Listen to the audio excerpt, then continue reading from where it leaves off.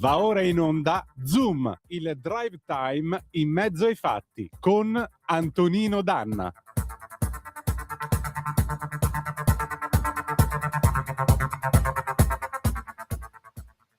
Buonasera, di nuovo a voi la linea. Grazie Natalia, eccoci qua di nuovo sul... Ma mi sentite?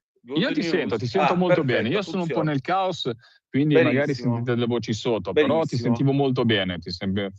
Benissimo, no? Comunque siamo di nuovo sulle magiche onde di Radio Libertà. Questo è sempre Zoom, puntata numero 1158. Antonino Danna e Lorenzo Viviani al telefono. Tra poco noi dovremmo avere l'ospite. Chi è l'ospite, Lorenzo? Ma l'ospite è un nostro caro amico, lo intervistiamo di solito per le problematiche della pesca, perché lui è un pescatore a strascico di Seste Levante, fra parentesi, è anche, è anche un personaggio mediatico, perché comunque è un capopopolo per quello che siamo pochi noi pescatori, però è un punto di riferimento anche per la pesca italiana,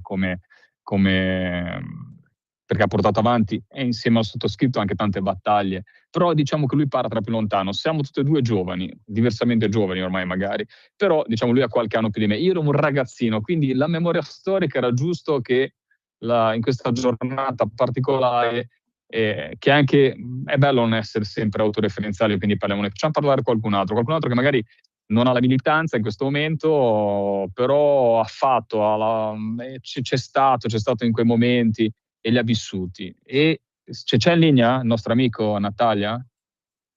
Sì, c'è, possiamo andare. Ecco, allora vi presento l'amico di Radio Libertà, Alessandro Cappelli, che ci racconterà un po' di come anche l'Umberto era, visionario. È stato visionario sicuramente per l'agricoltura, magari che era più nelle corde del nord Italia, ma anche sul mondo della pesca, che era un mondo sconosciuto, un mondo dimenticato da tanti, soprattutto il mondo della pesca nel nord Italia, che non è che cubava tanti voti, perché non eravamo quelle grandi marinerie. Adesso siamo una sbiadita immagine di quello che c'era una volta, però che anche rispetto a quello che a parità di momento storico, le marinerie del nord Italia sono state un po' meno rispetto a quelle del sud Italia. Quindi mentre al sud Italia magari c'era un politico di riferimento che magari andava a concludere a Roma, a portare a casa qualche risultato, noi al nord eravamo veramente dimenticati un po' da tutti, ed erano gli anni in cui arrivavano le prime batoste della Comunità Europea, che decideva, e noi non capivamo, anche in maniera un po' ignorante, non capivamo come poi era possibile che c'era questa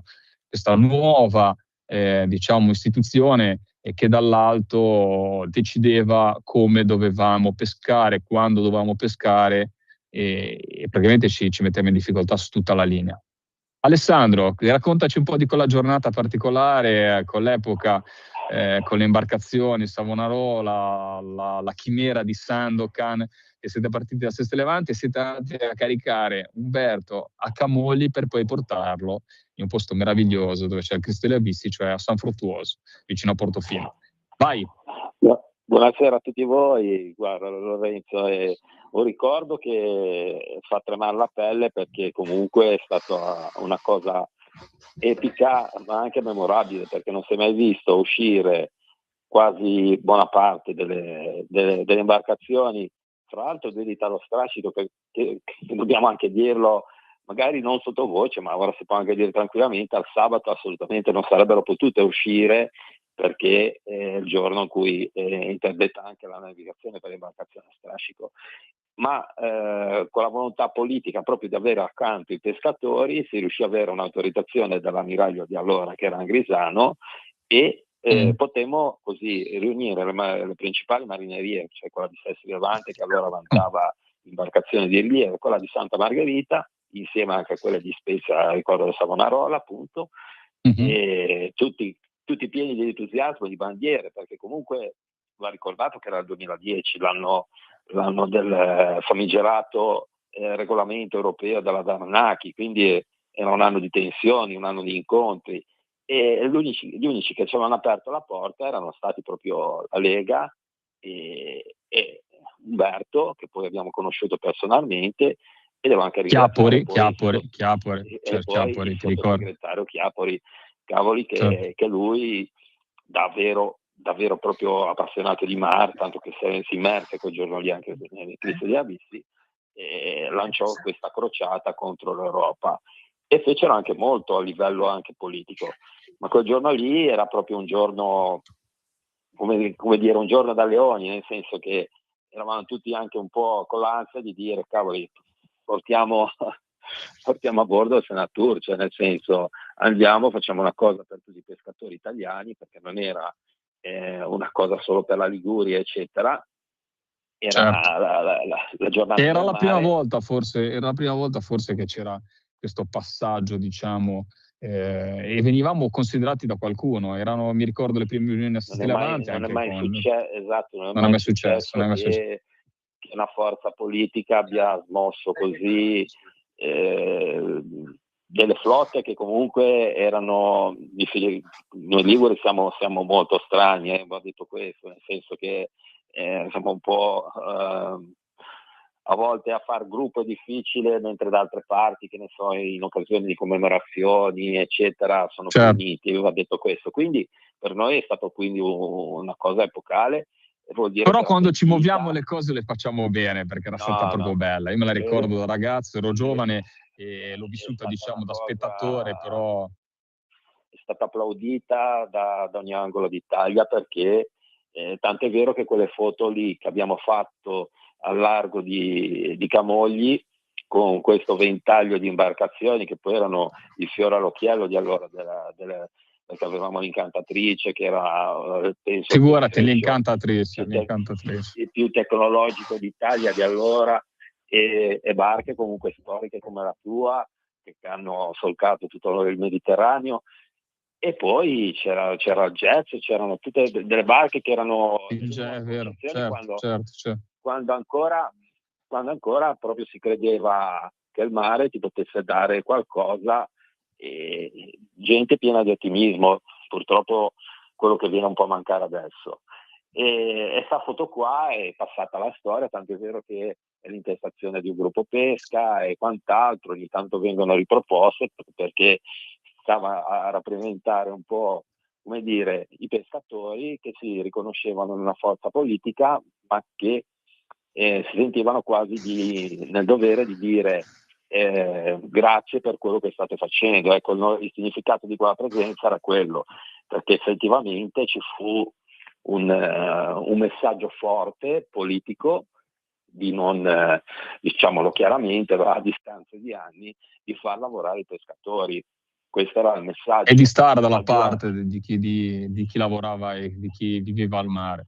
Veramente. No, sì. Io con le tue parole, sono 18-29 minuti, io con le tue parole lascerei un po' questo rilancio, no? Questo nuovo entusiasmo, anche forse che dobbiamo un po' riprenderci tutti anche nel fare politica, ripensando a quel tempo, ripensando a chi c'è stato, ripensando all'eredità che abbiamo e anche alla responsabilità verso chi ci ha preceduto. Antonino, ti lascio veramente 30 secondi, poi ci salutiamo, vai. Niente di più, niente da aggiungere a quello che voi avete detto, e anzi vi voglio ringraziare per le vostre testimonianze. Grazie davvero. Grazie a te Antonino, grazie Alessandro, perché sei stato veramente prezioso, perché era una voce che mi faceva piacere sentire, perché sono stati momenti storici che ci hanno dato la carica per andare avanti e che non dobbiamo dimenticare per le lotte del domani. Io vi saluto, sono 18-30 minuti, e un abbraccio naturalmente a tutti i militanti, a tutto il popolo della Lega e a tutti quelli che ci hanno ascoltato oggi su Radio Libertà. Vi voglio bene. Un abbraccio a tutti. Grazie ancora. Grazie, adesso noi facciamo una breve pausa e poi torniamo subito, perché abbiamo la nostra Suad Sbai che parla con noi del referendum e le ragioni del sì. Grazie Natalia. Stai ascoltando Radio Libertà, la tua voce libera, senza filtri né censure, la tua radio. Lo amiamo perché ci offre sempre le cose più buone e naturali. Linea Alberto Acerbis. Problemi respiratori, tosse, raffreddore, tosse secca, tosse grassa. Abbiamo il prodotto che ti può aiutare. Bronco Free, la soluzione bevibile alla bava di lumaca, timo, verbena, altea, papavero e marrubio. Un insieme di erbe e di prodotti che aiutano a sciogliere il catarro e a favorirne l'espettorazione in maniera naturale. La tosse è un meccanismo espulsivo naturale che il nostro organismo mette in atto quando all'interno delle nostre vie respiratorie entrano virus, entrano batteri, entrano sostanze che il nostro organismo ritiene dannose. Come fare per calmare la tosse? Bisogna sciogliere il catarro e favorirne l'espettorazione attraverso un mucolitico naturale. La bava di lumaca, infatti, attraverso gli enzimi litici in essa contenuti, aiuta a sciogliere appunto il catarro e aiuta la sua espulsione. Abbiamo un'offerta straordinaria per voi stamattina. Se dite ascolto Radio Libertà e chiamate lo 030 68 40 408, 3 flaconi di Bronco Free a 59 euro, e se dite ascolto Radio Libertà voi non pagate le spese di trasporto e in più avete uno splendido omaggio. Chiamate adesso 030 68 40 408.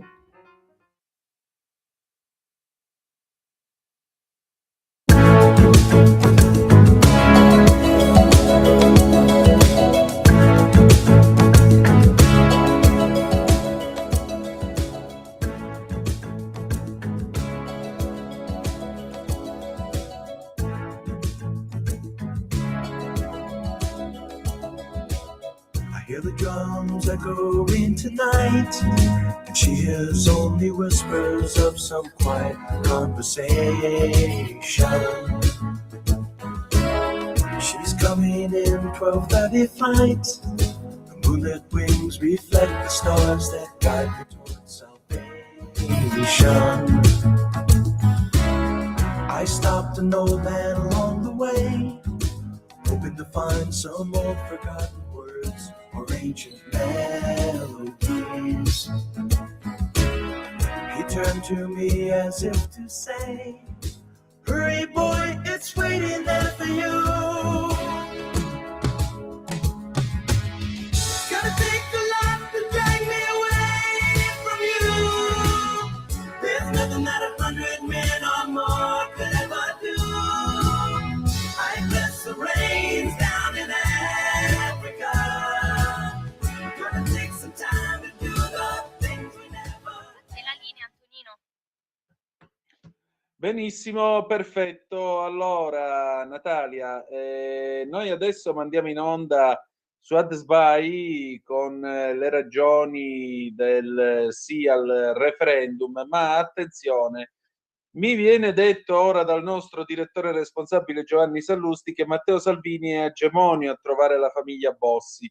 Quando uscirà si collegherà con noi per raccontarci di questa visita.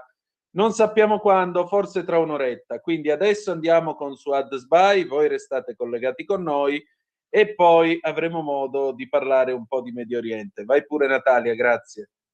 Suad Sbai è tornata a trovarci. Suad, allora, ma tu perché voti sì? Voto sì perché su questa questione del referendum, sulla separazione delle carriere dei magistrati, perché ci credo, perché da anni che chiediamo questa modifica. Credo che sia una riforma importantissima per proprio rendere anche la giustizia più chiara, perché fino ad oggi non è stata chiara e la storia ce lo fa anche capire. È anche più equilibrata, più direi anche credibile agli occhi di tutti noi, dei cittadini, chi veramente crede nella giustizia. Uno anche perché non possono, diciamo, far parte delle stesse ordine giudiziario, è una cosa che esiste solo in Italia. La seconda è la precisione, diciamo, la percezione dei cittadini è quello che sento, quello che sentiamo. Noi viviamo in questo paese. C'è una imparzialità che è evidente. diciamo che comunque questa separazione delle carriere non significa attaccare la magistratura, sia chiaro questo, perché sennò tutti pensano no, questo governo è contro la magistratura. No, anzi, è per una magistratura sicura, che poi insomma, come racconta anche, non è come la racconta la sinistra, diciamo, una certa propaganda di una certa sinistra, perché anche la sinistra è molto divisa, anzi erano loro a averla anche richiesta più di una volta. Poi secondo me significa anche invece di distinguere, insomma, in modo anche molto molto netto due, diciamo, funzioni diverse. Da una parte chi accusa e conduce l'indagine, cioè che è il pubblico ministero, dall'altra chi giudica in modo, diciamo, terzo e imparziale, come dicevo prima, cioè il giudice. Questo è per principio, secondo me, secondo tanti italiani, la maggioranza di italiani, è importantissima. Senti, ma questo quanto va a incidere sul tema dell'immigrazione? È andata via la voce? Eccomi, Sì, questo eccomi. quanto va a incidere sul tema dell'immigrazione? Ma io penso molto molto importante. È evidente che oggi c'è un problema che è sotto gli occhi di tutti, è un problema ampio, è quello della certezza della pena.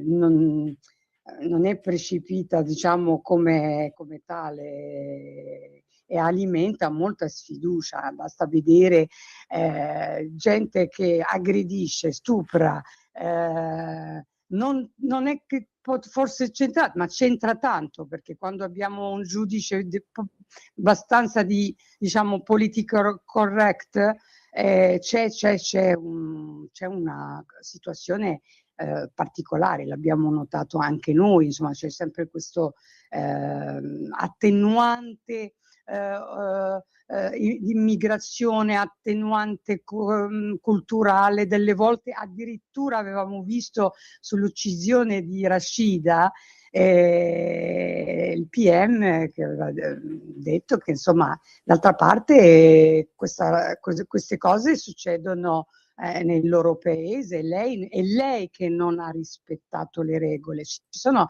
delle questioni che vanno viste anche dopo la riforma, vanno visti, vanno chiariti, perché anche interpretazione, non è che uno si alza e fa la sua interpretazione, insomma, non è che non possono essere anche influenzati, insomma, il fatto di che non ci sia una vera certezza della pena, questo ci preoccupa tutti i giorni, perché vengono arrestati, non vengono processati, sono tutti a piedi libero, abbiamo una delinquenza, e qui c'è qualcosa che non va, anche qua, insomma, c'è qualcosa che non va. Cioè. Suad, ma parliamoci chiaro, noi rischiamo la Sharia in questo paese, rischiamo di trovarci accanto alla magistratura, riformato o meno, i tribunali islamici? Ma ci possiamo aspettare di tutto, no? Per fortuna la nostra Costituzione è chiara, però ci sono le interpretazioni. Alla fine è come la Sharia, è tutto da interpretare.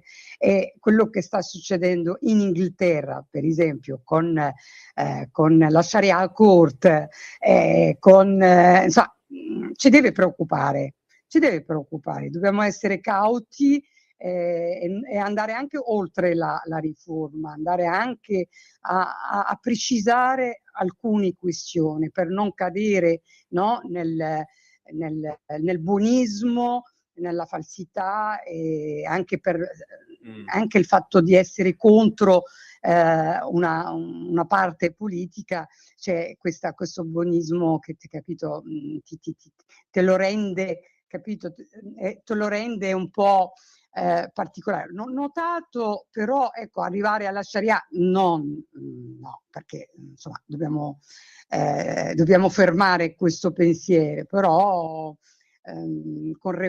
dopo il referendum i punti sugli I vanno fatti, perché diciamo, il radicalismo islamista, uno dei suoi progetti è anche questo, quello del tribunale sciaritico, quello di decidere in base alla loro religione, potrebbe piano piano subentrare anche questo pensiero che certo non è che staremo lì a guardare, però tutti i giorni lo vediamo il fatto che ha un'altra cultura viene comunque, ecco, dimezzata la pena. E io ripeto, la Rashida al marito che era uccisa, massacrata, gli aveva dato 14 anni, quando nella normalità, ecco, di un processo di un omicidio sono 30 anni. E allora all'appello, vari appelli, siamo arrivati a 30, ma con tanto lavoro dietro. Per questo, secondo me, la riforma che piace, insomma, solo l'Italia che ha questo metodo, se andiamo a vedere in tanti altri paesi non esiste. E secondo me questo cambierà un pochino il pensiero, non solo il pensiero, ma cambierà anche la magistratura, la vera magistratura, che tutti uguali, no, devono essere tutti uguali, benissimo, allora tutti uguali. Qui di uguali non vedo, perché molti fanno quello che vogliono nel nostro paese. Per esempio, molti hanno, c'entra tanto, vengono espulsi, però nessuno prende una vera posizione di vera espulsione. Cioè, uno dice non c'entra niente con la fare, non è vero, perché alla fine uno che ha 6 espulsioni, penso che alla prima, alla seconda lo devi prendere in mano e accompagnarlo, senza sì, senza ma. E questo secondo me deve preoccupare tutti quanti. Io penso che chi veramente in buona fede vota questa riforma, vota il sì, ma ecco, senza se, senza ma per il bene proprio di tutti i cittadini, ecco. Ed è un augurio che facciamo nostro. Grazie, Suad. Grazie. Di nuovo a te la linea, Antonino. Grazie Natalia, grazie alla nostra Suad Sbai, mi raccomando 23, 20, 22 e 23 non dimenticate il referendum. E adesso parliamo appunto di Medio Oriente, di Africa, con la professoressa Anna Bono, africanista, nostra gradita ospite. Sentiamo un po' che cosa ha lei da dirci. Vai pure Natalia, grazie.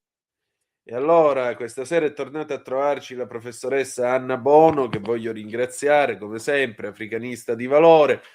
Professoressa, senta, allora, mi pare che in Etiopia, dove tra l'altro settimana scorsa io scrivevo su Italia Oggi di queste truppe che si stanno tra l'altro affastellando al confine con l'Eritrea, perché a quanto pare Addis Abeba vuole lo sbocco sul mare. E gli è andata male Esatto. Con Somaliland, perché con la Repubblica del Somaliland, che ricordiamo al momento è riconosciuta solo da Israele, forse dagli Stati Uniti, ma non vorrei sbagliarmi, Mogadiscio se l'era presa assai a male, e quindi diciamo che per il momento Addis Abeba soprassiede all'idea di pigliarsi il braccio di mare del Somaliland. Però scusi lei, c'è la possibilità a 30 chilometri dal confine di avere la baia di Assab, che ricordiamo ai nostri ascoltatori, reminiscenze in scuola elementare, fu la prima, diciamo, il primo piede messo dall'Italia in Africa per colonizzare poi quella parte d'Africa nel 1869. Ma tolto questo, oltre a questi venti di guerra ci sono anche venti di persecuzione. Chi è che viene perseguitato ora in Etiopia? Tanto per cambiare, vengono perseguitati dei cristiani, Ecco. in particolare dei cristiani ortodossi, ma questo perché ce n'è una certa quantità, e tanto per cambiare la persecuzione, i responsabili della persecuzione sono dei musulmani. Ecco. La situazione è abbastanza preoccupante, intanto perché l'Etiopia non è conosciuta, non è nota per tensioni di carattere etnico senz'altro, ma di carattere di intolleranza religiosa decisamente di meno. Quindi la Certo. preoccupazione è per un fenomeno che si verifica e si verifica ultimamente con una certa frequenza. Soltanto a febbraio, in 2 giorni, in 3, il 26 e il 28 febbraio, ci sono stati 2 attacchi distinti in 2 località diverse, però nella stessa zona che è l'Oromia. L'Oromia è la regione più estesa e anche più popolosa del paese. In questa regione il 26 febbraio e il 28 febbraio gli ultimi 2 attacchi, sottolineo gli ultimi 2 perché ce ne sono stati anche in precedenza, in tutti e 2 i casi dei musulmani, uomini armati identificati come musulmani, hanno attaccato e hanno attaccato uccidendo diverse persone.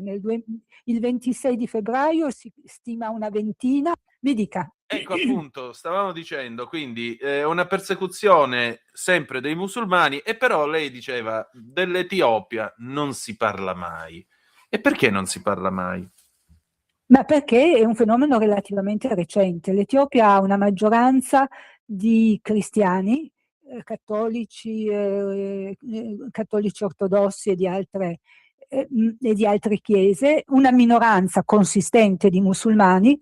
Non è stato finora il problema principale di questo paese, che peraltro di problemi ne ha e ne ha di grossi.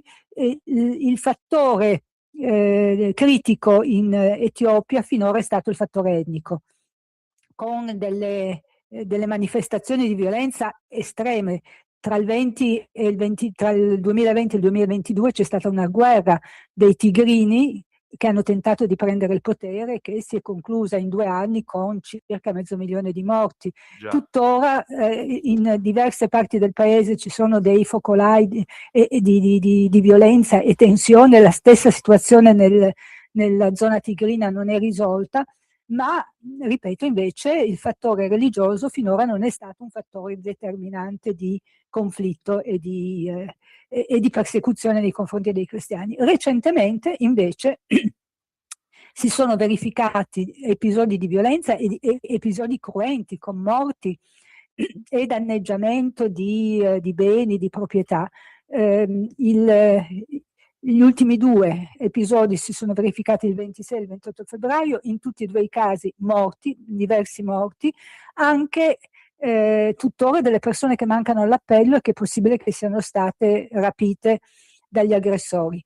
È possibile però, spesso succede che quando si verifica un episodio di violenza così grave, la gente scappi e tardi a rientrare a casa perché aspetta di poterlo fare in sicurezza. Comunque il sospetto è che ci siano anche delle persone che sono state rapite, e in più sono andate a fuoco, sono state distrutte, cioè incendiandole, sia delle abitazioni che delle colture, delle coltivazioni, e questa è una situazione che allarma e che il problema, questo lo evidenziano i vescovi cattolici che hanno fatto un comunicato, il problema è se non la latitanza, comunque la debolezza o la scarsa attenzione del governo, che invece di intervenire prontamente lascia correre, si occupa d'altro,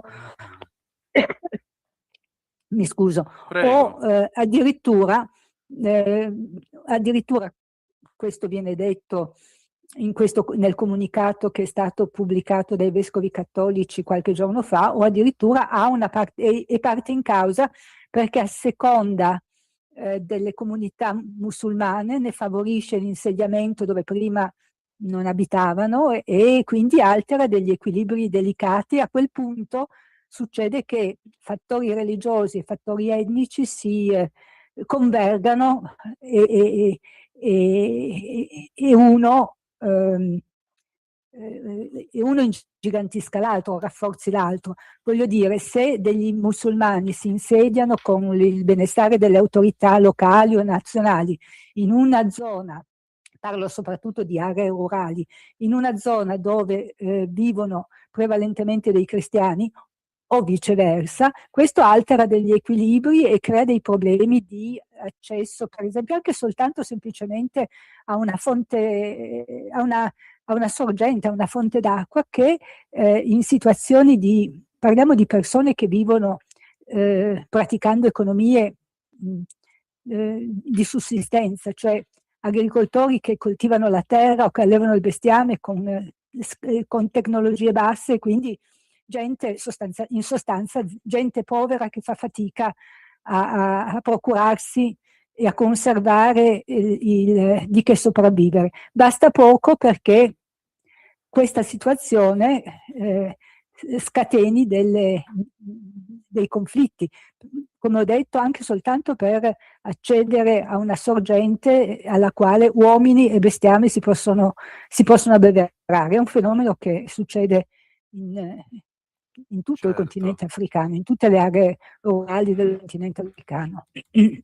Ecco, e in tutto questo, appunto, il governo cosa fa, vista la persecuzione in corso?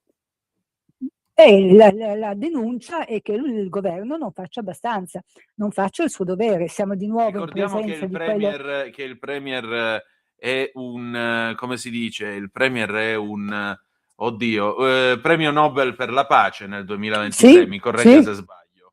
Sì, vero. Premio Nobel per la pace per aver risolto finalmente il conflitto con l'Eritrea, che poi non è risolto e non è appianato e difatti ci sono di nuovo problemi che si spera non degenerino in una guerra, ma che sicuramente non promettono bene. Sì, ha avuto questo riconoscimento, ma è anche un leader che da un lato deve fare i conti con un paese difficile, oggettivamente difficile, e dall'altro, come tanti altri leader africani, probabilmente cura certi aspetti e svolge certi aspetti del suo mandato presidenziale e altri no. Non so se si possa inserire, io personalmente lo faccio, l'Etiopia tra i cosiddetti stati falliti, cioè gli stati che non riescono a controllare la violenza, non riescono a controllare o non vogliono semplicemente controllare adeguatamente il territorio nazionale, quindi garantendo sicurezza e ordine pubblico, e il risultato è poi questo. In più ci sono altri aspetti di questo governo, di questo paese, di questo primo ministro, perché è un primo ministro, che danno da pensare, perché è vero che proprio poche settimane fa ad Addis Abeba, la capitale, si è svolto un nuovo incontro dell'Italia con diversi leader africani, ospitato appunto ad Addis Abeba nell'ambito del piano Mattei, questo piano di collaborazione dell'Italia con l'Africa. Ed è vero che in quell'occasione il nostro Presidente del Consiglio ha chiamato Abiy, il primo ministro dell'Etiopia, amico. Ahmed Ali.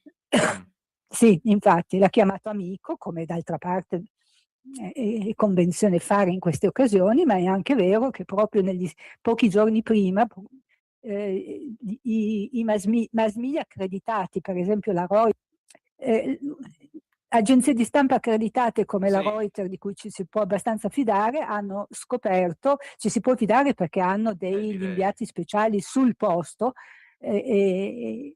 hanno scoperto che ci sono delle basi delle RSF in territorio etiope. Cosa vuol dire? Le RSF sono le truppe paramilitari che in Sudan stanno combattendo contro l'esercito governativo.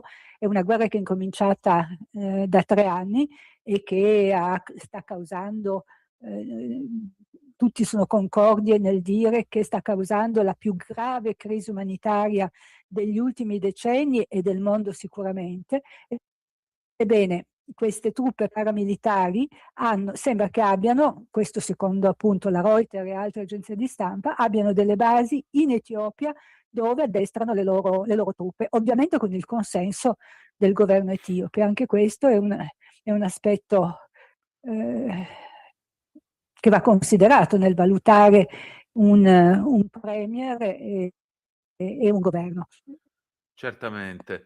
Senta, professoressa, in tutto questo, appunto, l'Etiopia sta, diciamo, tirando fuori un atteggiamento molto aggressivo. Guardi che la sento malissimo. Mi scusi, ora mi sente meglio?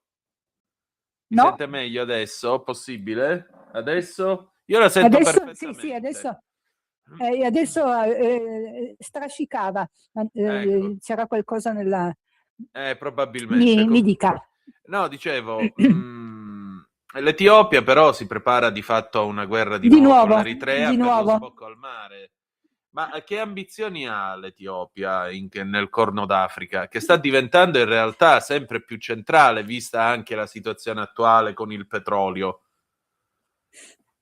Non ho sentito la domanda perché di nuovo strascicava. Ecco. Me la ripeta, abbia pazienza. No, dicevo, lei sa che in questo momento il mondo, insomma, abbiamo il problema dello stretto di Hormuz.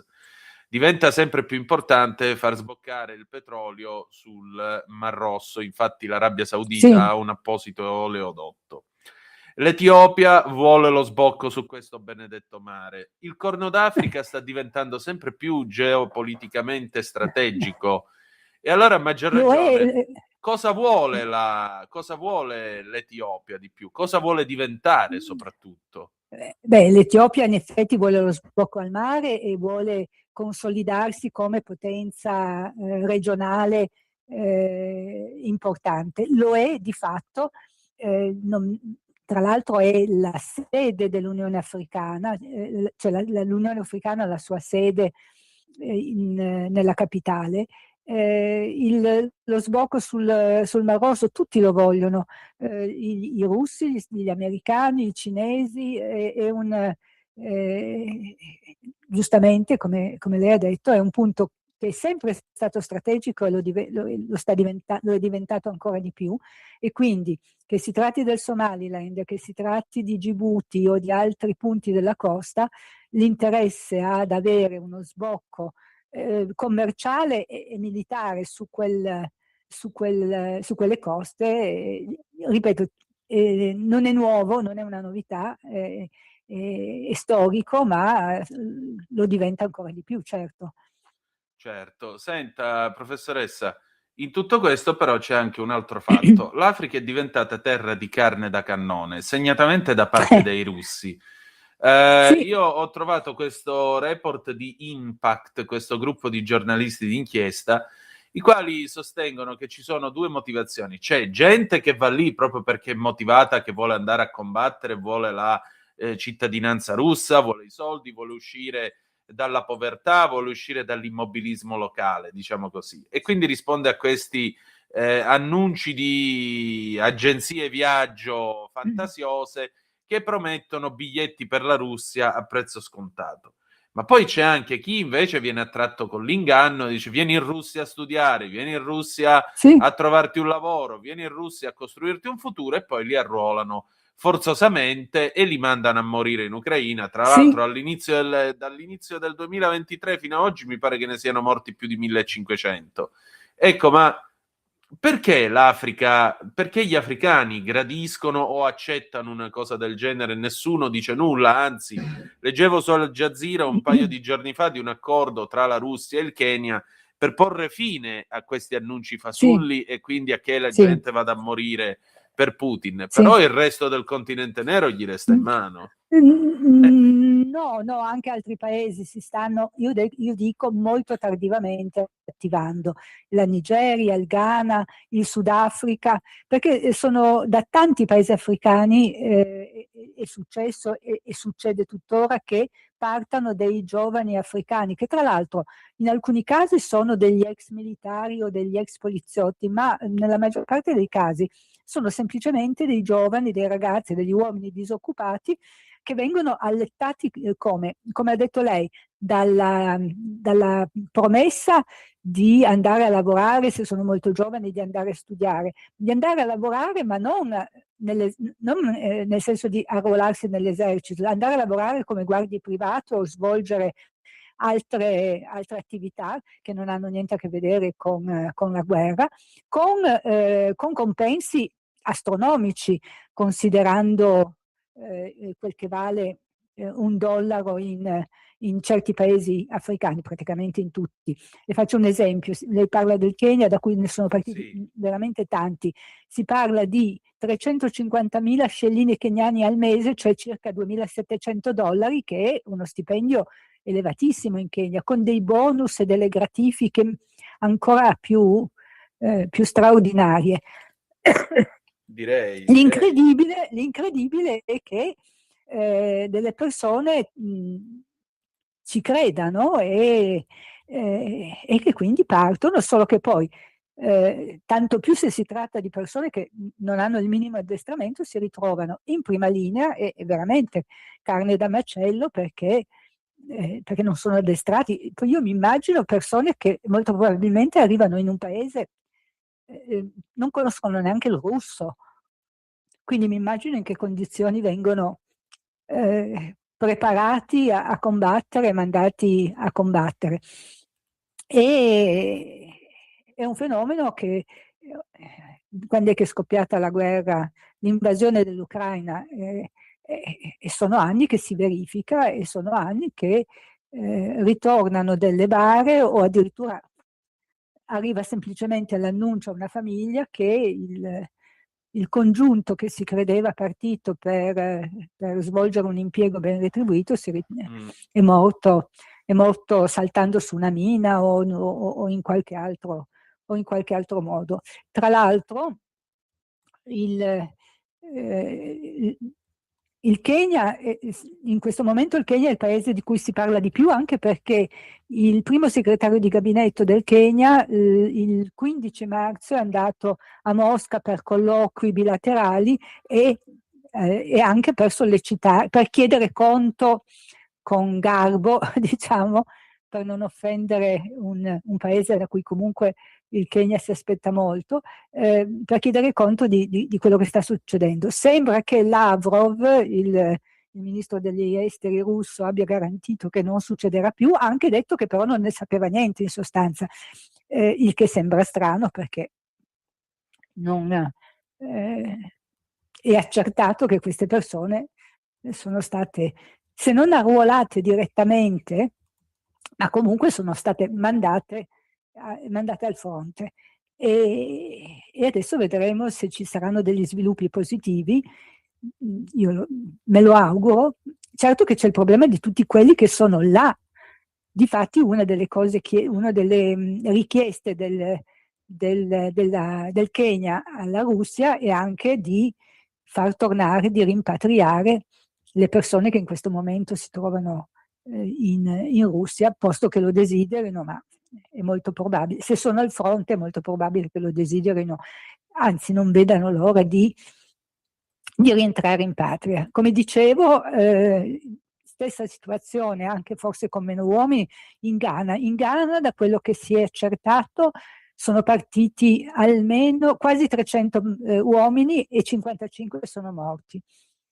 La Nigeria, il governo nigeriano sta ammonendo i cittadini dicendo di diffidare di false promesse. Devo dire che alla fine non è una situazione molto diversa, anche se ha un risvolto così tragico perché vanno a morire, da quella di tanti uomini africani che che partono clandestinamente, lasciano clandestinamente i loro paesi e raggiungono l'Europa illegalmente, attratti dalla prospettiva di una vita più facile, di facili guadagni, di cambiamenti positivi nella loro vita, solo che, ripeto, in questo caso la realtà è drammatica, perché si ritrovano sul fronte a combattere una guerra di cui Infatti. probabilmente non... Senta, in tutto questo, insomma, il Corno d'Africa, appunto, dicevamo prima, en passant, è sempre più importante. Che cosa ci dovremmo aspettare dopo questa guerra? Perché io, naturalmente, da un lato immagino che le petromonarchie del Golfo, per il fatto che noi non siamo andati ad aiutare gli americani per riaprire Hormuz, comunque avranno motivi... Se lo segneranno. Sì, ci faranno pagare sicuramente il petrolio quantomeno il doppio. Però c'è un altro fatto. Su questo benedetto Corno d'Africa, dove, ripeto, ora si caricano, nei prossimi giorni si cominceranno tutti i giorni a imbarcare qualcosa come 5 milioni di barili, su questo benedetto Mar Rosso, praticamente cosa succederà? Succederà che si troverà ad affacciare l'Eritrea, il Sudan, non sappiamo se ci affaccerà pure l'Etiopia, se verrà questa guerra o se troveranno un accordo con gli eritrei.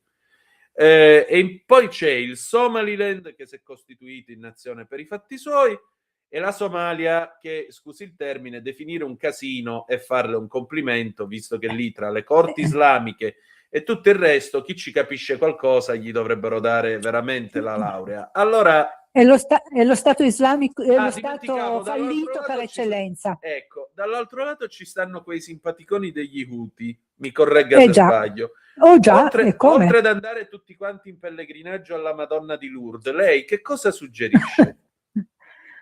No, non mi faccia una domanda così difficile, perché è oggettivamente difficile prevedere che cosa possa succedere, sia per quel che riguarda il conflitto con l'Iran, ma sia per quel che riguarda la stabilità di questa regione, che è veramente molto molto instabile. Nel Corno d'Africa tutt'al più si può dare una valutazione, se non positiva, comunque non del tutto negativa, al Kenya, che non a caso difatti è un paese su cui gli Stati Uniti e anche altri paesi cercano di avere una presa, un'influenza, perché comunque è il paese più stabile dal punto di vista politico, anche se con tensioni e problemi che si stanno aggravando, e quindi è prevedere che cosa succederà nel Corno d'Africa. Io non sono in grado di fare una previsione ragionevole, ecco. Perché appunto. Poi le variabili sono tante. Abbiamo parlato dell'Etiopia, il fattore religioso, ed è un fattore, lei giustamente ha detto, le corti islamiche, che poi adesso si chiamano Al-Shabaab da un po' di anni, e sono uno dei gruppi jihadisti sunniti più potenti in assoluto. Difatti controllano una parte del territorio somalo e sono in grado, non dico quasi ogni giorno, ma con una frequenza impressionante, di mettere a sedio degli attentati dinamitardi nella capitale Mogadiscio. Dall'altra parte gli Houthi, la forza degli Houthi, che sono invece jihadisti sciiti, dipende dalle sorti dell'Iran, uno dei motivi per cui si sta combattendo non contro l'Iran, ma contro il regime teocratico degli Ayatollah, è proprio questo, togliere agli Houthi, così come a Hezbollah e ad Hamas, un sostegno militare e finanziario che finora che finora hanno avuto. Infatti, senta, professoressa, però a questo punto, se non se ne occuperanno, le potenze europee o sedicenti tali, se ne dovrà occupare ancora una volta l'America e immagino anche Israele. Ed visto Israele, che- certo. visto che vuole costruire una base nel Somaliland proprio per combattere gli Houthi. Certo. Dall'altro lato mi consola sapere che la presenza di quella che sta diventando una superpotenza regionale, quale Israele, e mi pare che lo stia dimostrando ampiamente sul campo, Sì. ecco, questa roba qua, la sua presenza, diciamo che contribuirà a dare una bella calmata alla situazione politica in Somalia e magari dare una bella calmata anche a russi e cinesi. Lei che ne pensa?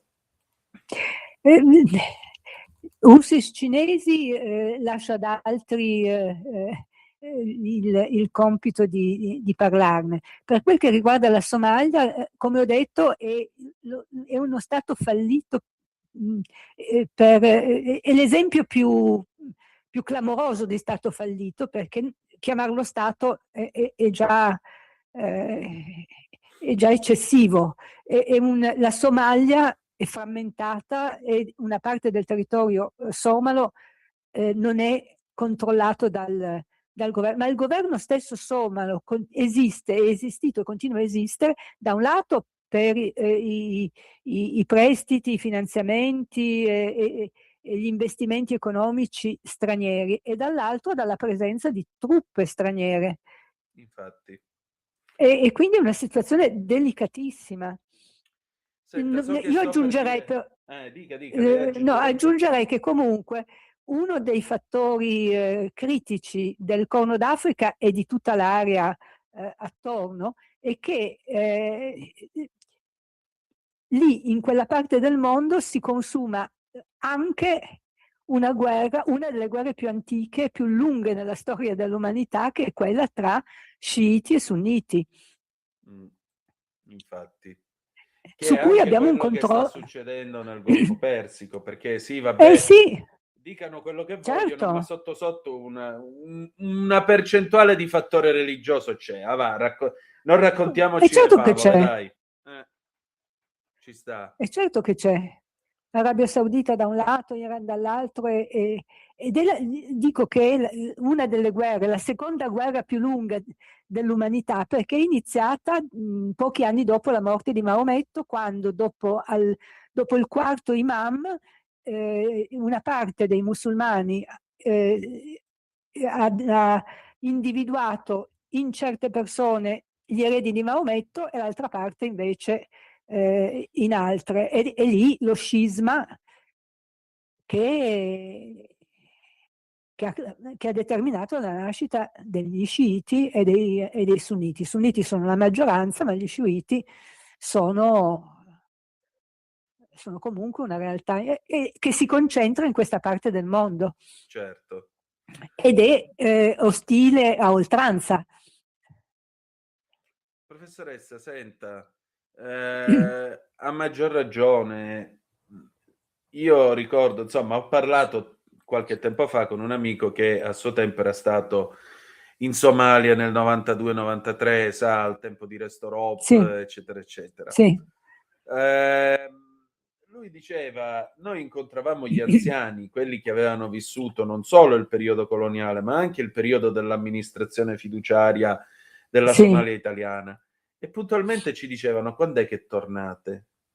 Allora, sì. ma l'Italia non potrebbe giocare un ruolo ben al di là del semplice erogatore di soldi?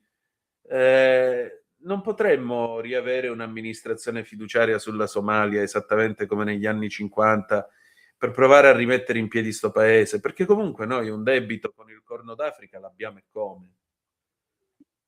Ma io non so se abbiamo un debito, perché un debito significa che dobbiamo qualcosa a quella parte del mondo.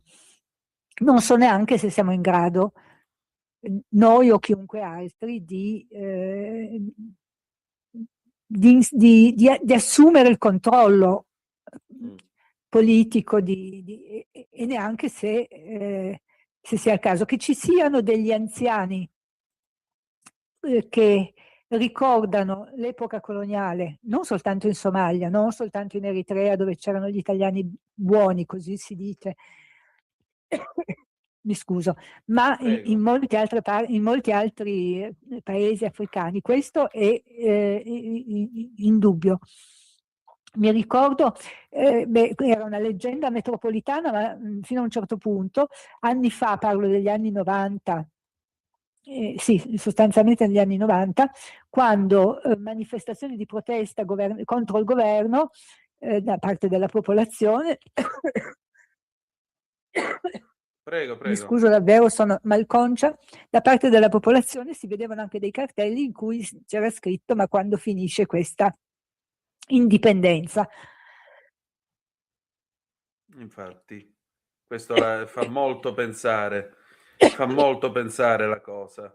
Considerando i leader che si sono ritrovati, guardi che io ci sto lavorando per un libro che sto scrivendo. In 16 paesi africani, in questo momento, 16 su 54, il capo dello Stato è una persona che in un tempo più o meno remoto ha preso il potere con un colpo di Stato. Di democrazie imperfette, questo eufemismo per dire che ci sono le apparenze, gli simulacri della democrazia, perché c'è un Parlamento, c'è il governo, c'è il sistema giudiziario, che però non funzionano come dovrebbero. Ce ne sono molti altri. Abbiamo citato la Somalia, ma l'elenco dei paesi in cui si può dire che ci sono, ripeto, simulacri di democrazia, ma e poi, come se non bastasse, il fatto è che è il modo in cui si detiene il potere da parte di leader e di governi che usano le istituzioni democratiche a loro profitto e a loro beneficio. Mi viene in mente il primo paese che mi viene in mente è per esempio il Camerun, che ha un presidente da 40 anni ed è un paese poverissimo, oltretutto con una parte del paese in rivolta e la minoranza anglofona, mentre invece nel nord il jihad e minaccia la popolazione. E potrei fare altri esempi. Certo che in paesi così la Repubblica del Congo, dove si è appena votato, e il leader che dal 79 con un intervallo di 5 anni detiene il potere, è stato riconfermato. Aveva preso il potere nel 79 con un colpo di Stato, l'ha perso per via di un colpo di Stato nel 92, l'ha riconquistato nel 97 con un colpo di Stato. Da allora c'è stata la transizione democratica, nel senso che lui, dopo un po' di anni, ha accettato che si svolgessero le elezioni e con la forza che gli deriva dal fatto di controllare l'apparato statale, le sue risorse, le sue istituzioni, è stato eletto presidente. Credo adesso sia la terza, la quarta volta che viene eletto presidente. Quest'anno, l'altro giorno, perché hanno votato domenica, con il 95% delle preferenze, dei voti, cifre, maggioranze assurde. E la Repubblica, che non bisogna confondere con la Repubblica Democratica del Congo, quella che ha capitale Kinshasa. Qui parliamo invece di un piccolo paese con capitale Brazzaville, che non fu colonizzato dai belgi, che produce petrolio e che è un paese poverissimo. Sassou Nguesso si chiama, Denis Sassou Nguesso, il presidente di cui sto parlando. Già negli anni 90 era uno dei presidenti sotto indagine per gli immobili e le ricchezze di cui lui e la sua famiglia erano proprietari, soprattutto in Francia, in Svizzera e in altri paesi, più che altro in Francia e in Svizzera, ma forse anche in altri paesi. E ovviamente proprietà immobiliari milionarie che all'epoca si scherzava, me lo ricordo, perché si diceva, probabilmente è uno che risparmia sul suo stipendio di capo dello Stato, lo mette a frutto e poi si compra un castello, si compra un intero quartiere nel centro di Parigi e via dicendo. Sto evocando, ricordando discorsi che si facevano appunto negli anni 90, ma la cosa è continuata. Quindi un paese di credo 6 milioni di abitanti e non è molto popolato, che potrebbero vivere come gli svizzeri, e che invece sono in una percentuale elevata sotto la soglia di povertà, con un leader, la sua famiglia, il suo entourage follemente ricchi, che continuano. Lui adesso ha 82 anni e si sta pensando, proprio leggevo delle notizie in questi giorni, visto che sono andati al voto, che sta meditando se passare a uno dei suoi figli il testimone. È stato rieletto con questa maggioranza assoluta, che dicevo 95%, però comunque anche una persona di 82 anni. E quindi quello che sta meditando, come hanno fatto prima di lui altri leader africani, è di cedere il potere a uno dei suoi figli, creando quindi una dinastia, come d'altra parte nella Guinea Equatoriale, anche lì è dal 79 che la stessa famiglia è al potere, gli Nguema. Di nuovo lì ancora più evidente, perché di nuovo produttori di petrolio, 2 milioni di abitanti che potrebbero vivere e che invece sono poverissimi, ma la famiglia non solo vive nel lusso, ma nello spreco, nell'ostentazione della ricchezza più sfrenato. E di leader passati o presenti in questa situazione, quindi di paesi in questa situazione, in Africa ce n'è ancora molti. Professoressa, allora io direi che questo sia il punto, diciamo, della situazione in questo momento. Io intanto la ringrazio come sempre delle sue analisi molto... No, io ringrazio lei che mi dà l'opportunità di raccontare un'Africa che si racconta poco. Infatti. L'unica cosa, ecco, ci possiamo aspettare da questa guerra qualche effetto a cascata sull'Africa?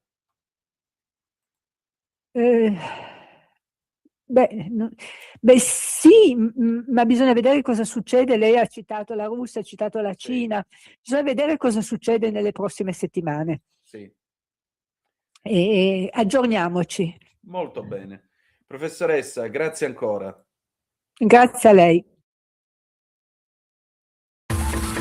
Ehi tu, non trovi più il segnale di Radio Libertà sulla tua radio DAB? Non disperarti, risintonizza. Sì, ma come? È facile, tasto menu, poi scegli il tasto corrispondente alla ricerca automatica dei canali, attendi qualche minuto e tutte le stazioni DAB della tua zona saranno disponibili.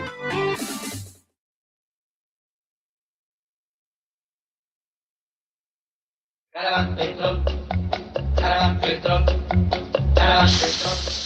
Caravan Petro, Napoli petrolifera, Caravan Petro, Caravan. Ma già affittato un camel, ma già cantato un turbante rinascente con pennacchio rosso e blu. Con via Scammario da Murriella, c'era con petrolio americana, mentre ballano i beduini, mentre cantano i tribù. Come di bella cavalla sto camello con vino, glatta con la coda tanti un archile. Questi curiosi mentre scava sto per tu, si scordatella non è cosa, che con petrolio non c'è sta. Allah, ma chi t'ha fatto fa? Come si bella cavalla sto camello con vino, glatta con la coda tanti un archile.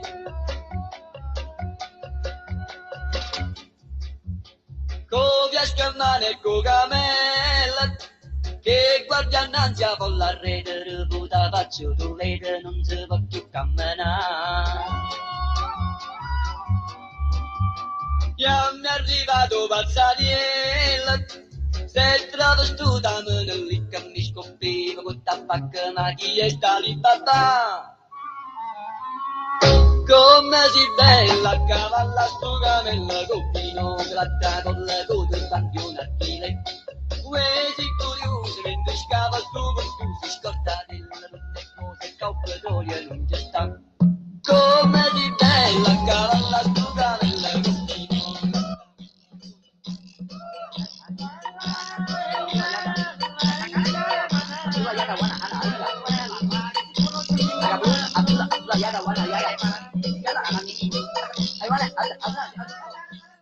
A te la linea, Antonino. Grazie Natalia, lui era Renato Carosone con Caravan Petrol nel 1958, siamo alle 19, 26 minuti e 12 secondi sulle magiche onde di Radio Libertà. Antonino Danna al microfono con voi.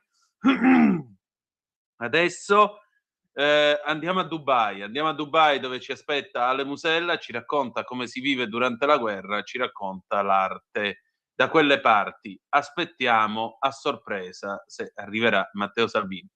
Vai pure Natalia. E allora, come ogni venerdì, signore e signori, stavolta però guardate dove ci ha portato il nostro Ale Musella, lo diciamo per chi ci sta seguendo alla radio, è in un'enorme galleria in quel di Dubai. Raccontaci un po'. Allora sì, sono soddisfatto, lunedì abbiamo fatto l'inaugurazione e adesso poi vi faccio vedere un po'. Sono due stanze alte 10 metri, una è bianca e una è nera, in una ho scelto di mettere più il concetto pop, nell'altra invece il filtro tradizionale, per cui astratto piuttosto che figurativo per realismo, in modo tale da avere due situazioni differenti. E la cosa che il problema di tutte le gallerie è far entrare le persone. Sì. Questo è Dubai, che ho la Home Gallery che è in DFC, che è da tutt'altra parte ed è il quartiere più frequentato della finanza. Ok, per cui lì invito le persone, come ti avevo detto, a casa per parlare di arte, l'aperitivo, piuttosto che la città. Qua invece è una situazione legata proprio al residenziale, per cui adesso poi il porto.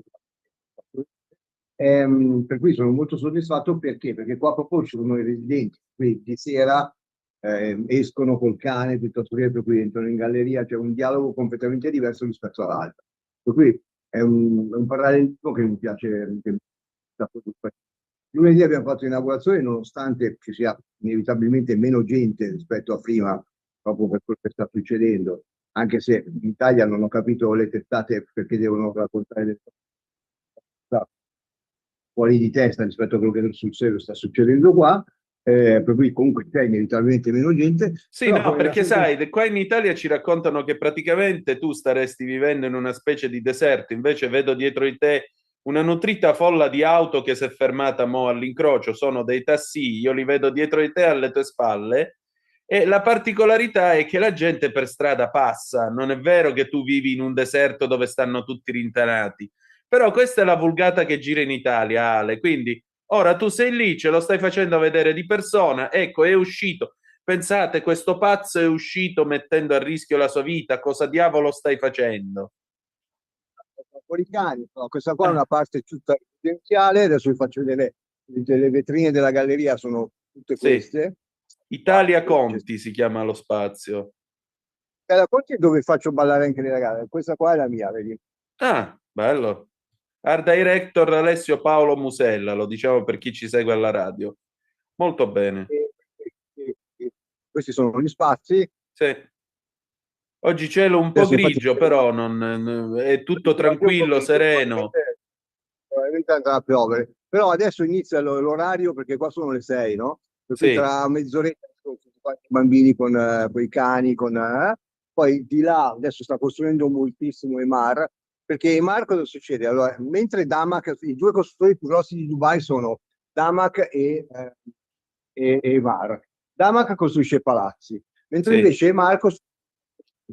Per cui il concetto base è che qui proprio c'è molto residenziale e nella community ci deve essere tutto, la galleria d'arte, il ristorante, il parrucchiere, cioè proprio tutto quanto.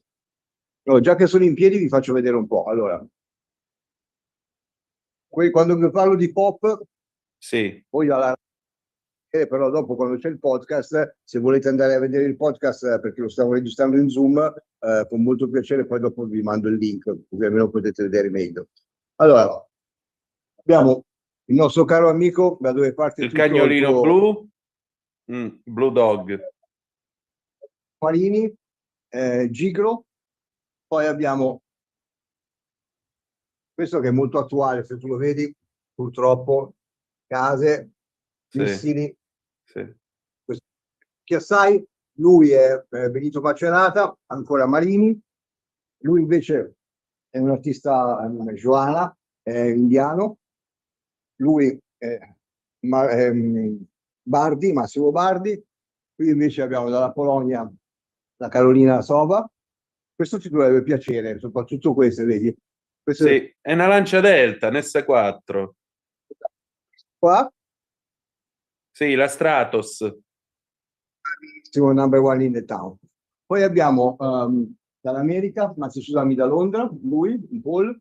Poi abbiamo la Tan, la Vania Tam, la Vania di Tam. Qua invece Roberta Volpe che è italiana. Qui abbiamo invece Christel Bahia che è libanese. Ludmila Revchenko, che dovreste conoscere in Italia. Certo.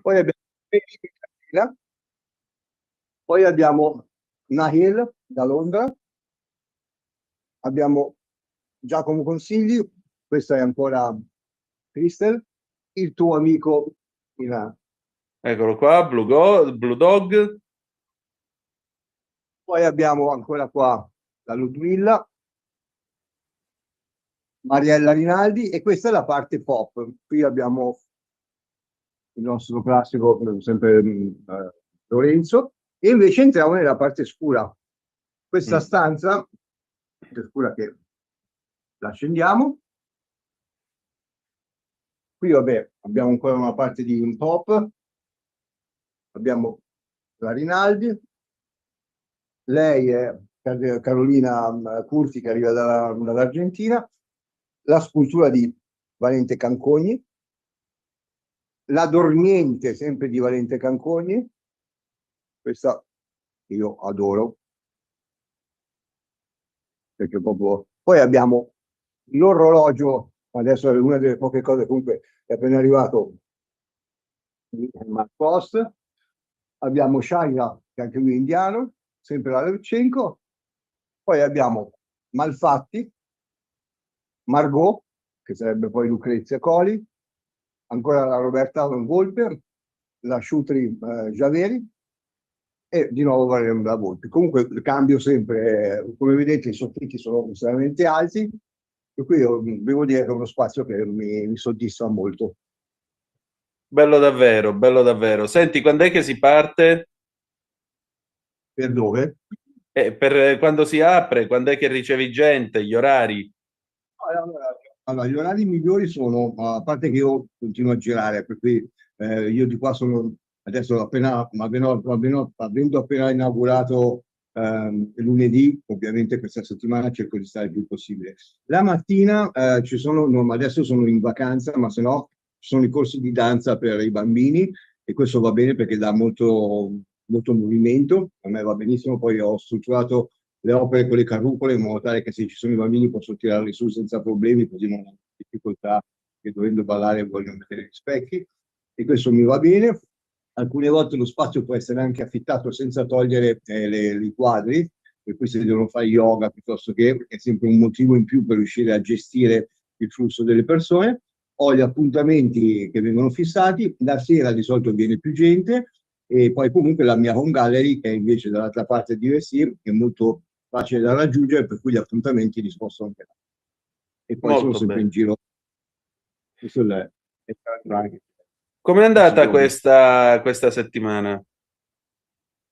Questa settimana, a parte che siamo solo mercoledì, però devo dire sono molto contento anche perché le persone che sono qua apprezzano, come ti avevo accennato anche l'altra volta, il fatto di aver aperto in un momento di difficoltà, fondamentalmente. Per cui le persone che sono qui vengono anche a trovarmi, portano anche i collezionisti, i pochi che ci sono, perché di viaggiare, molti alcuni sono andati in Egitto, ma perché dicono più che altro non è tanto per la paura questo ridere, è perché stanno chiudendo dei ristoranti o dei locali e per cui loro si annoiano, capito? Per cui non è un fuggi perché è legato alla paura delle bombe, ma perché hanno detto, appena riaprono arriviamo subito. E questo da una parte mi fa sorridere, dall'altra però nel momento in cui tu sei un imprenditore, io sono un imprenditore, non vado, inizio a costruire e anzi a mettere le mie radici proprio quando c'è. Per cui alcuni magari la vivono un pochino più da turista, sotto questo punto di vista, o da... Quindi un po' da che lavoro fai. Certo. Senti, ma già che ci siamo, chi dobbiamo seguire questa settimana? Qual è l'artista di questa settimana? Nahil, che è questa qua, adesso porto a farla rivedere. Allora, lei è molto giovane, ha 21 anni, appunto londinese, però è una cantante eccezionale. Infatti ieri l'avevo già conosciuta. Ha una voce molto vicino a Amy Winehouse, me la chiamo anche per le feste. Lei, come vedete, questo qua me l'ha fatto in una settimana e la tridimensionalità di questo Lilium io la trovo eccezionale, mi piace moltissimo. E poi se vuoi anche il landscaping di Dubai. Questo mi piace molto come colori, come tecnica, l'ho vista anche all'opera, è un'artista poliedrica, per cui sono estremamente soddisfatto. Qua gli ho messo le apine in bronzo di Giacomo Consigli, perché l'ape, il fiore, era una cosa che mi piaceva mettere insieme. Lei comunque ha molto talento, lavora molto sul pop anche, però ecco, è stata una felice sorpresa. Vedi, anche questa qua inaspettata, perché ho visto che stava lavorando su determinate cose, per cui gli ho chiesto, vabbè, portami qualcosa in galleria che la esponiamo subito, ed è stata disponibile veloce e ha un buon seguito perché ha già dei collezionisti internazionali, perché poi le opere che scegli, anche gli artisti, li scegli anche in base a la nazionalità, nel senso che io qua cerco di avere più nazionalità possibili, con una prevalenza di quelli italiani, proprio perché comunque i collezionisti che ci sono internazionali, per cui più offerta hai e più è facile che vengano. Magari vengono per uno e poi dopo vanno a prendere un altro, si incuriosiscono su un altro artista, per cui non puoi essere monotematico o avere poche robe. Per cui sotto questo punto di vista cerco sempre di allargare la possibilità delle diverse creatività. Certo, mi pare il caso. Senti, diciamo così, e i clienti cosa dicono? Come sta evolvendo il rapporto con i clienti in quel di Dubai? Prima mi stanno un po' spingendo verso tornare a fare interior, come architetto interior designer in Arabia Saudita. Perché? Perché comunque è inevitabile che mi chiamino per andare a vedere poi le case e mi chiedono un suggerimento. Allora, il cliente e il collezionista che arriva perché sa che cosa vuole comprare è un conto. Quello devo dire che è più facile gestirlo online, perché io collaborando con una specifica che non ho qui, faccio da trading, cioè nel senso faccio da advisor, che significa che se mi chiedono un prezzo particolare, adesso non so, un Andy Warhol, ricordatevi che Andy Warhol può costare 5.000 euro come 50 milioni, per cui non è che stiamo parlando perché dipende poi se sono serigrafie, insomma. Per cui in quel caso lì magari non ce l'ho qua, però riesco a mettere in contatto, la compro dagli Stati Uniti e la riesco a mandare in Italia o viceversa. Qua invece è molto discorso, sono più emergenti, adesso arriveranno, insomma, la situazione delle spedizioni non è così facile, però porterò anche dei pezzi importanti qua in galleria, perché comunque fanno cultura, e questo lo sai che io voglio fare. Se porto dei pezzi importanti mi aiuta anche a raccontare un pochino più la storia dell'arte, che altrimenti qua, come ti ho sempre detto, il rischio è che mi prendano o percepiscano l'arte come un... Per cui sto cercando di portare un po' più di storia. E mentre quelli che sono qua comunque ho un range dai 500 euro ai 70.000 euro, quindi insomma siamo bassi, però ecco, siccome non sono conosciutissimi, sono i classici artisti che puoi consigliare nel momento in cui ti arriva uno e dice vieni a vedere casa, cosa mi consigli? Allora colgo l'occasione per portare un artista emergente e poi raccontargli che cosa vuol dire l'investimento e raccontargli un po' il coefficiente, per cui è il contrario. Allora, mentre online mi chiedono i collezionisti già quello che vogliono, qua arrivano e mi dicono mi suggerisci tu, e allora inevitabilmente devi andare da loro e devi fare i punti anche sui loro gusti, perché insomma è un rapporto diretto sotto questo punto di vista. Certo non come il tradizionale che aspetta che qualcuno entri e magari non si alza neanche. Ho fatto un video stamattina perché vabbè io posso essere in giacca e la cravatta difficilmente, ma non è un problema per me essere in giacca quando faccio le conferenze, piuttosto che in galleria con la maglietta, perché non è certo la giacca che ti trasforma in un gallerista, anzi spesso e volentieri il fatto di essere troppo formale può creare una barriera. Capito. Io invece ci starei perennemente con la cravatta, lo sai, perché ci tengo. Comunque. Cravattaro. Beh, No, non in quel senso. E appunto, no, grazie a Dio non lo sono mai stato. Senti, per concludere, che si fa stasera? Allora, stasera, più che stasera, io intanto rimango aperto fino alle 11, anche perché proprio essendo una zona residenziale, allora adesso che ho appena aperto io lo fa anche di giorno, sono in giro come ti ho detto e poi vengo qua dalle 8 e tanto posso lavorare come se fossi a casa. E per cui rimango qua appunto fino alle 11, dopodiché vado a casa a scrivere.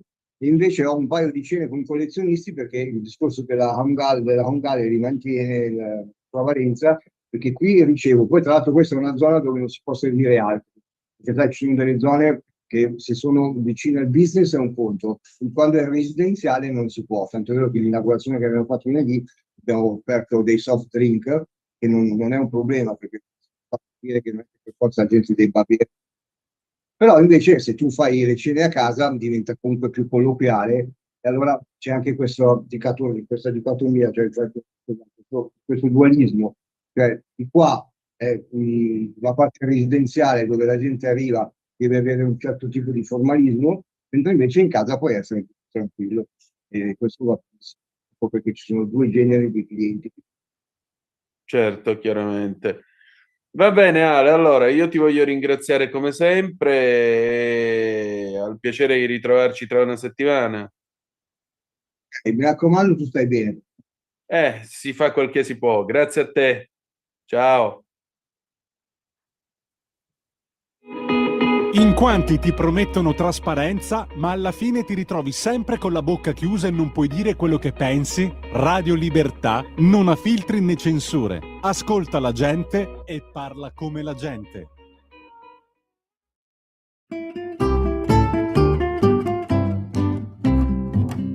Ho perdu la Trebisonda quando ist passà, la Rosetta tutta bionda insieme al suo papà, stessa esset che dunetta a vedell'anda, era roba di mangiala insieme al papà. Mi godì della Madonna, ti te sei ritratto, che il Signor me le perdona, mi sento un po' male. Poi se il me perdona no, il pontaccia pairat, oramai son più un gandola, mi sento un malnato. Era dre per andare al vespera a pregare al Signor, son tanta sgagna chi laver per sentir il saur. La me guarda tutta rossa e la me disti oui, per la me pasa la bocca, i don fanisci. Mi godì Santa Madonna, vegni insieme a me, che il Signor me le perdona, mi pensi per me. E se il me perdona no, il pontaccia pairat, oramai son più un gandola, mi son tu malnato. Era una gran bravatosa, fresca come un sorbet, podervi un po' de camisa per tu caghitet. La me guarda tira piusa e la me disti oui, per la trapia la camisa, i don fanisci. O strepaggio la sutana, l'era devenu, che il Signor me le perdona che lo fa da più. Poi se me perdonano il pondaccia pairat, oramai son pe un gandola, mi son tu malnato. O per te la Trebisonda quan la mala sa, bene a rivederci in gamba, a questa niente fa. La sarà già mo sposata con un quaiteron, e la ten sarà den ca per salvar l'onor. A me resta solamente la soddisfazione da fa una pastrugnata prima d'un tero. Se il Signore il disarà, fatti a ciappairà, e sapevi già mo prima, mi son tu malnat. Se il Signore il disarà, fatti a ciappairà, e sapevi già mo prima, mi son tu malnat.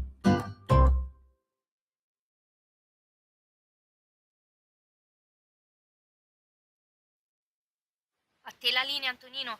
Grazie Natalia, questo era Nanni Svampa, mi sono un malnat del 2008. Allora, noi stiamo andando avanti sempre qui sulle magiche onde di Radio Libertà con Zoom, il drive time in mezzo ai fatti, perché stiamo aspettando, vediamo se riusciamo ad avere con noi Matteo Salvini, che come sapete è stato in visita a Gemonio, alla famiglia Bossi, quindi vedremo se ci contatterà e naturalmente ci faremo raccontare a chiusura di questa lunga giornata, insomma, la sua visita alla famiglia Bossi, l'omaggio al fondatore della Lega. Noi però abbiamo in ogni caso voglia di farvi ancora ascoltare la voce di Bossi, abbiamo un suo discorso del 2008, lo mandiamo in onda e poi al termine, se non ci saranno novità, ci saluteremo con Ornella Vanoni, Mamì del 1961. Domani alle 8 il grandissimo Pier Vittorio Scimia con la rassegna stampa, a seguire Liberamente con il nostro direttore responsabile Giovanni Sallusti e poi il sottoscritto con il garage dell'Alfista. Natalia, andiamo pure con il discorso. E niente, mi dicono che Matteo Salvini non c'è e allora noi chiudiamo qui la nostra trasmissione. Grazie per essere stati con noi e ricordate che malgrado tutto, the best is yet to come, il meglio deve ancora venire. Vi ha parlato Antonino Danna, buonasera.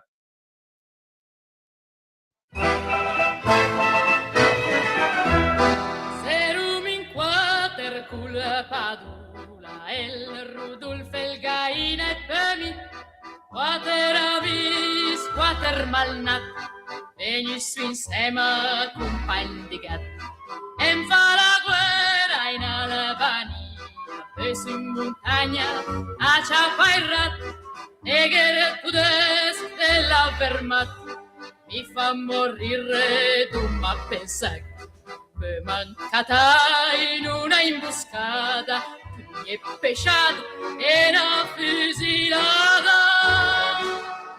Mami, 40 not a sambitura ciapa i bot dormì de campien de malan. Mami, 40 not sbattute giò, mi son de quei che parlen no.